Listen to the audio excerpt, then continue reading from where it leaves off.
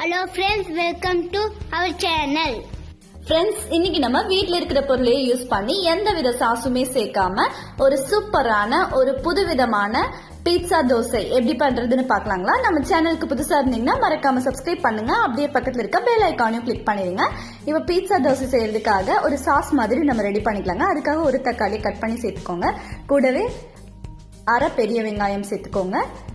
2 பல் பூண்டு, சின்னதா ஒரு இஞ்சி துண்டு சேர்த்துட்டு 2 வரமிளகாய் சேர்த்துக்கோங்க. கூடவே வந்துட்டு அரை ஸ்பூன் சீரகம் சேர்த்துக்கலாங்க. இப்போ இது எல்லாம் சேர்த்ததுக்கு அப்புறமா நல்லா வந்துட்டு பேஸ்ட் பண்ணி எடுத்துக்கோங்க. இந்த மாதிரி இருக்கட்டும். இதை அப்படியே வச்சிடலாங்க. அடுத்ததா வந்துட்டு அடுப்புல ஒரு பேன் வச்சுக்கோங்க. அதுல வந்துட்டு ஒரு ஸ்பூன் எண்ணெய் சேர்த்துக்கோங்க. எண்ணெய் சூடானதுக்கு அப்புறமா கடுகு சிறிதளவு சேர்த்துக்கலாங்க. கடுகு நல்லா பொரியட்டுங்க. வெயிட் பண்ணலாம். கடுகு பொரிஞ்சதுக்கு அப்புறமா நம்ம அரைச்சு வச்சிருக்க பேஸ்ட் எடுத்து உள்ள சேர்த்துக்கோங்க. இப்ப வந்துட்டு இது இந்த மாதிரி நல்லா மிக்ஸ் பண்ணி விட்டுக்கோங்க.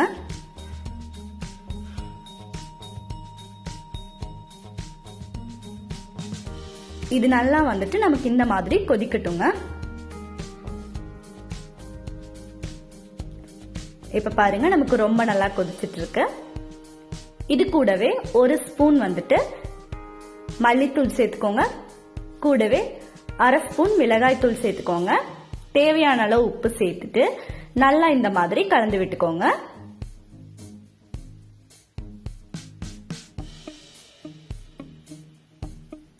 இது ஒரு 2 நிமிஷம் அப்படியே இருக்கட்டுங்க.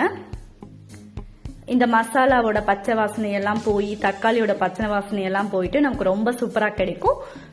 மேலால வந்துட்டு கொஞ்சமா மல்லித்தலை சேர்த்துக்கோங்க. சேர்த்துட்டு இது இந்த மாதிரி நல்லா கலந்து விட்டுக்கோங்க. இப்ப பாருங்க, நமக்கு பீட்சா தோசை செய்யறதுக்கு தேவையான சாஸ் ரெடி ஆயிடுச்சு. அடுத்ததான் வந்துட்டு அடுப்புல நம்ம தோசைக்கல் வச்சு தோசை ஊத்திடலாங்க. தோசையை வந்துட்டு ரொம்ப லேசா ஊத்திட வேண்டாம். ஓரளவு மொந்தமா இருக்கிற மாதிரியே ஊத்திக்கோங்க. இந்த மாதிரி இருக்கட்டும் தோசை. மேலால வந்துட்டு நீங்க சீஸ் சேர்த்துக்கோங்க. நான் இன்னைக்கு வந்துட்டு சீஸ் சேர்க்கலங்க, நெய் தான் சேர்த்திருக்கேன். எனக்கு சீஸ் சேர்த்தா பிடிக்காது அப்படிங்காட்டி நெய் சேர்த்திருக்கேன். அடுப்பை வந்து மீடியம் ஃப்ளேம்ல வச்சுக்கோங்க.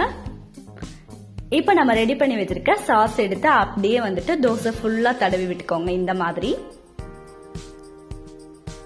இந்த பீட்சா தோசை நம்ம வீட்ல அடிக்கடி செய்ய மாட்டோம். செஞ்சு பாருங்க, வேற லெவல் டேஸ்டா இருக்கும் உங்களுக்கு. இந்த மாதிரி சாஸ் ஃபுல்லா தடவிடலாங்க.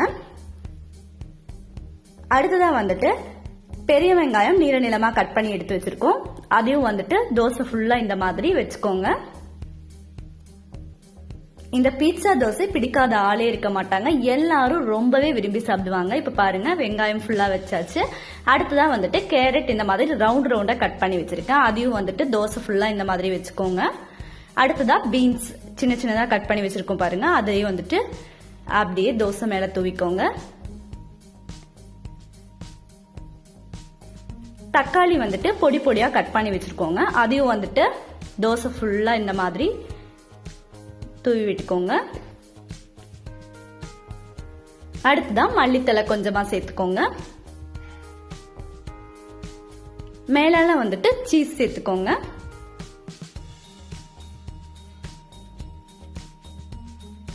அடுத்ததா வந்துட்டு குடமிளகாய் இருந்துச்சுன்னா நம்ம டிஃப்ரெண்ட் கலர்ல சேர்த்துக்கலாம்.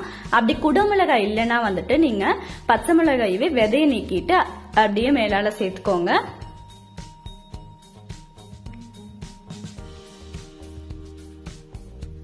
அப்படியே வந்துட்டு சீஸ் மேலால இன்னும் கொஞ்சம் சேர்த்துக்கோங்க. ரொம்பவே அருமையா இருக்கும். இது பிடிக்காதுன்னு யாருமே சொல்ல மாட்டாங்க. வெஜிடபிள்ஸ் எல்லாம் இருக்குங்காட்டி இது ஹெல்தியானதும் கூட. சோ வீட்ல வந்துட்டு இதை மறக்காம ட்ரை பண்ணி பாருங்க. இது அப்படியே ஒரு நிமிஷம் இருக்கட்டுங்க. நமக்கு ரொம்ப நல்லா வெந்து கிடைச்சிரும். பாருங்க எவ்வளவு அருமையா இருக்குன்னு. பார்க்கும் போதே அப்படியே கலர்ஃபுல்லா எடுத்து சாப்பிடணும் போல தோணும். பாருங்க எவ்வளவு நல்லா வெந்து கிடைச்சிருக்கு. இப்ப நமக்கு ரொம்ப அருமையான பீட்சா தோசை ரெடி ஆயிடுச்சு. இதுல வெஜிடபிள்ஸ் சேர்க்கறங்காட்டி நமக்கு ஹெல்தியும் கூட. சோ இத உங்க வீட்ல அடிக்கடி செஞ்சு பாருங்க. எல்லாத்துக்குமே ரொம்ப ரொம்ப பிடிச்சதா இருக்கும். இந்த வீடியோ பிடிச்சா லைக் பண்ணுங்க, ஷேர் பண்ணுங்க, கமெண்ட் பண்ணுங்க.